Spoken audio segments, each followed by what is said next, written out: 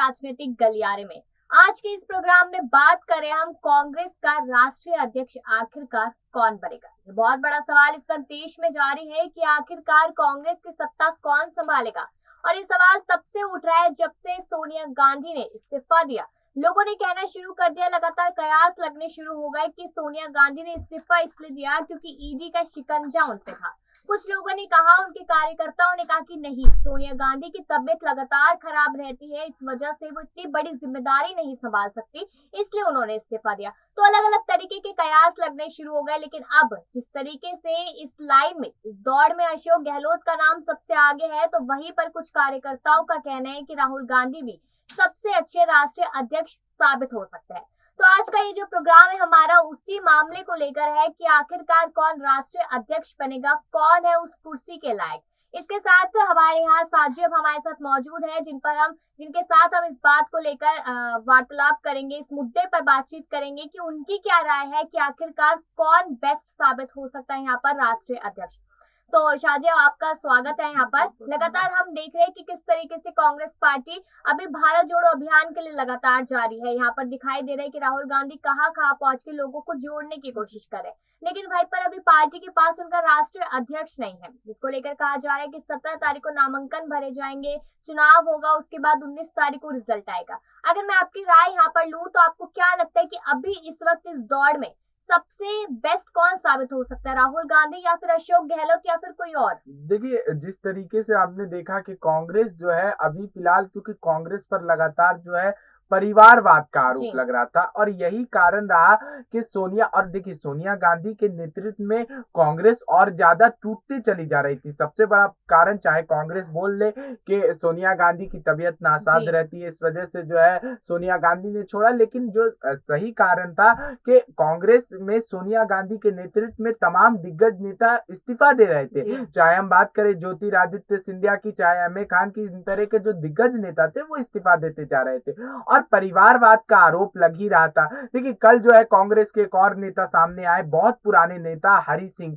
जिन्होंने आजादी से भी पहले कांग्रेस का जो है वहां पर संघर्ष में साथ दिया। उनके पोते डॉक्टर कर्ण सिंह ने भी ये बात कही कि कांग्रेस जो है परिवारवाद से ग्रसित है और वो किसी दिग्गज नेता की यहाँ पर सलाह लेने का काम नहीं कर रहे हैं। तो देखिए, राहुल गांधी ने सबसे पहले तो 2019 में नैतिकता के आधार पर वहां पर इस्तीफा दे दिया कि उनसे नहीं संभाला गया, वो लोकसभा चुनाव में कुछ कर नहीं पाए। और सोनिया गांधी ने अब इस्तीफा इस वजह से दे दिया क्योंकि कांग्रेस में टूट हो रही थी। लेकिन सोनिया गांधी के इस्तीफे के बाद भी जो है कांग्रेस का टूटना जो है ये सिलसिला रुका नहीं। जयवीर सेलगिल ने इस्तीफा दिया, उसके बाद जो है गुलाम नबी आजाद का इस्तीफा मिला।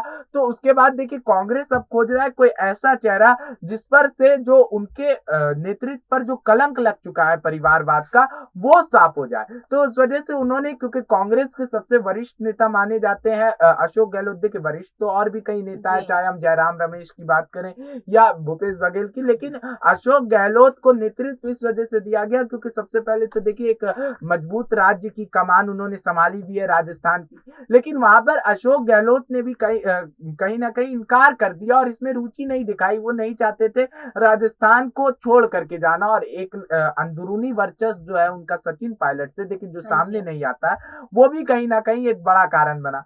फिर उसके बाद राहुल गांधी पर चर्चा होने लगी कि राहुल गांधी को दोबारा से जो है कांग्रेस का अध्यक्ष बना देना चाहिए। लेकिन यहाँ पर फिर कांग्रेस को डर हो गया कि अगर राहुल गांधी को लाते हैं तो फिर परिवारवाद आ जाएगा।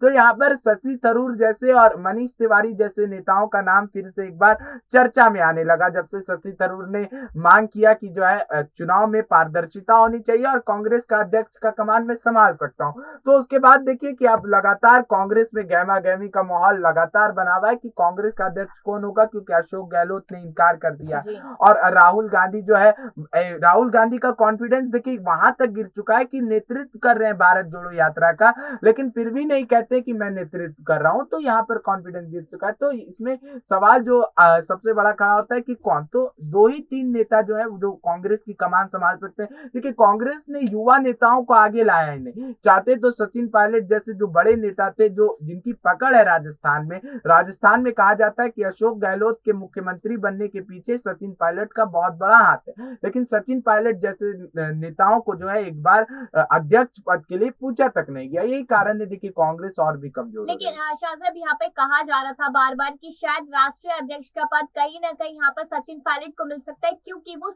यहाँ पर प्रियंका गांधी के बहुत करीब है।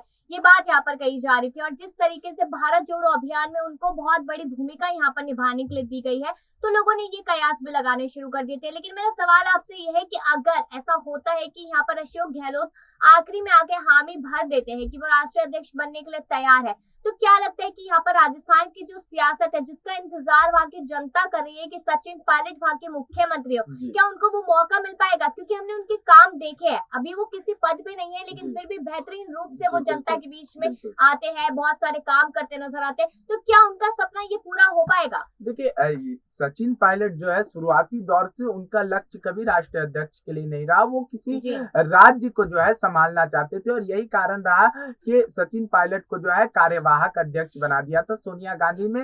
और कहीं ना कहीं उन्हें उम्मीद दी गई थी कि अशोक गहलोत को जो है वहां पर से हटा करके आपको राजस्थान का पायलट जरूर बनाया जाएगा। लेकिन अशोक गहलोत जो है आला कमान की कहीं ना कहीं रणनीति को समझ चुके थे कि सचिन पायलट को लाने की मांग चल रही है। और आप देखिए लगातार राजस्थान में आपसी रंजिश जो है वो देखने को मिल रही थी। कांग्रेस में सचिन पायलट के कार्यकर्ता हो चाहे अशोक गहलोत के कार्यकर्ता हो, लगातार दोनों के बीच में आपसी रंजिश थी कि आखिर मुख्यमंत्री। देखिए अगर राजस्थान की बात की जाए तो कांग्रेस ने काफी कुछ जो है अशोक गहलोत को उनके राजनीतिक करियर में दे दिया है, तो अब अशोक गहलोत को चाहिए था कि कांग्रेस की कमान उन्हें संभाल लेनी चाहिए थी।